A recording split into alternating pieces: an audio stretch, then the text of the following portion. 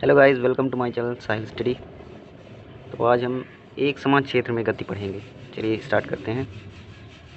Point wise note बनाते हुए चलेंगे। माना m द्रव्यमान के एक कण पर एक समान क्षेत्र द्वारा आरोपित बल F है तथा किसी क्षण t पर कण का त्वरण a है, वेग v है तथा स्थिति वेक्टर r वेक्टर है। तो न्यूटन के द्वितीय नियमानुसार हम जानते हैं कि बल का समीकरण F बराबर m इंटू ए वेक्टर होता है। तो हम ए वेक्टर को इस प्रकार भी लिख सकते हैं, dv अपॉन dt भी लिखा जाता है, फिर d upon dt into D R by D T इस प्रकार भी लिखा जाता है, और D square R upon D T square इसका अवकलन करने पर हमको ये प्राप्त हो जाता है। तो उसके बाद इस समीकरण में हमने एक्सेलरेशन का मान इसमें रख दिया है। तो हमारी जो इक्वेशन बन गई है वो F बराबर m into D square R upon D T square बन गई। या इसको इस प्रकार भी लिख सकते हैं, D square R upon D T square बराबर F वेक्टर अपॉन m बराबर a वेक्टर। इसको समीकरण 1 माना।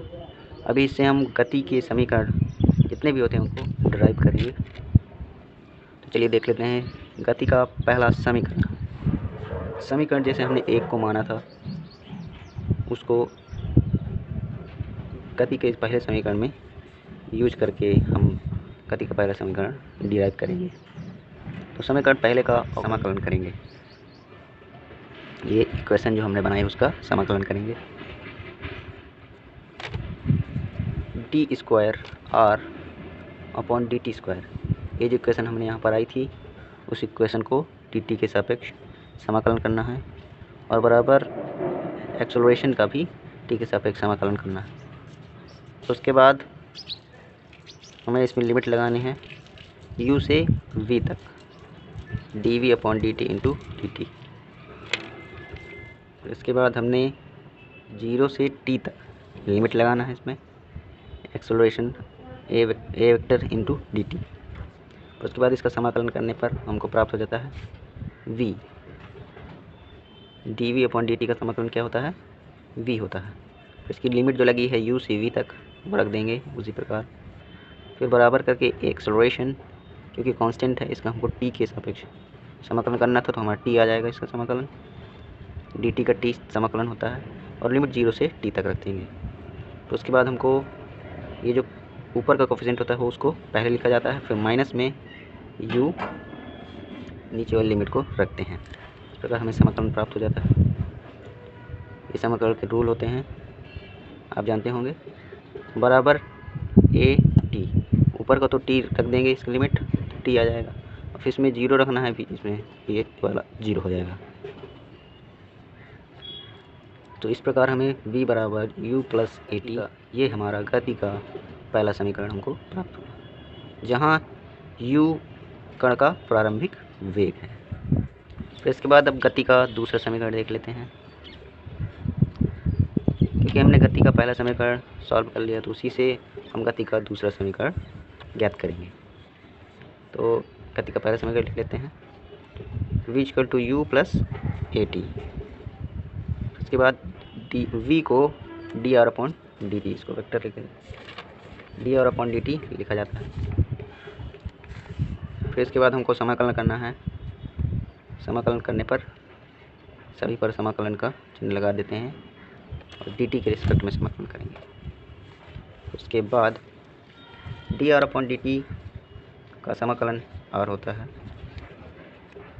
u into D T, you तो कांस्टेंट है उसको बाहर लिख देंगे। फिर डी टी का समाकलन होता है t प्लस ए यहाँ पर कांस्टेंट है तो इसको हमको बाहर रख देंगे। फिर t का समाकलन होता है T square by 2 plus R nought, ये कांस्टेंट है जो समाकलन करते वक्त हमको प्राप्त होता है, इसको भी रख देते हैं। इसके बाद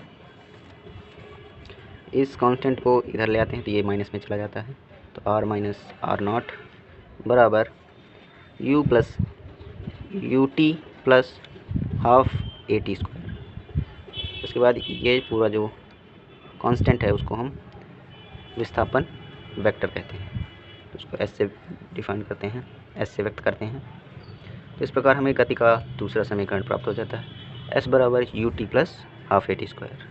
ये हमारा गति का दूसरा समीकरण है, जहाँ s क्या है, r माइनस आर नॉट विस्थापन वेक्टर कहलाता है। अब इसके बाद गति का तीसरा समीकरण देख लेते हैं। वी नो दैट, हम जानते हैं त्वरण एक्सेलरेशन बराबर dv अपॉन dt होता है। दोनों पक्षों में v से डॉट गुणनफल करने पर v से डॉट गुणा कर देंगे दोनों पक्षों में, तो आ जाएगा v vector dot a vector बराबर v vector dot dv upon dt। उसके बाद v को आप लिख सकते हैं ds upon dt into a vector बराबर v dot dv upon dt। अब इनका समाकलन करना है दोनों पक्षों का। समाकलन का चिन्ह लगाएंगे, ds upon dt into a vector into dt बराबर समाकलन v vector dot dv upon dt into dt। ds upon dt का समाकलन क्या होगा, s होगा।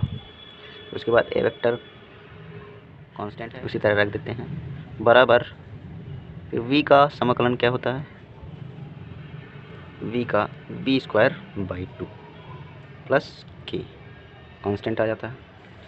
फिर उसके बाद हम रखते हैं v बराबर u रखने पर, s बराबर 0 रखने पर, हम क्योंकि k का मान निकालना है इसलिए इनका मान रख देते हैं u square upon 2 plus k, या k बराबर माइनस u स्क्वायर अपॉन 2। ये हमें k का मान प्राप्त हो जाता है।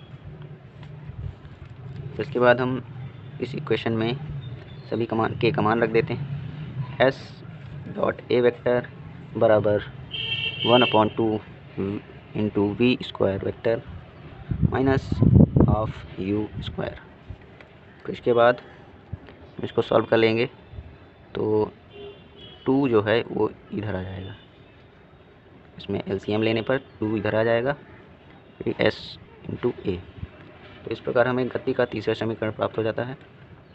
क्या होता है, v स्क्वायर वेक्टर बराबर u square vector plus 2as vector. यही हमारा गति का तीसरा समीकरण है। थैंक यू दोस्तों।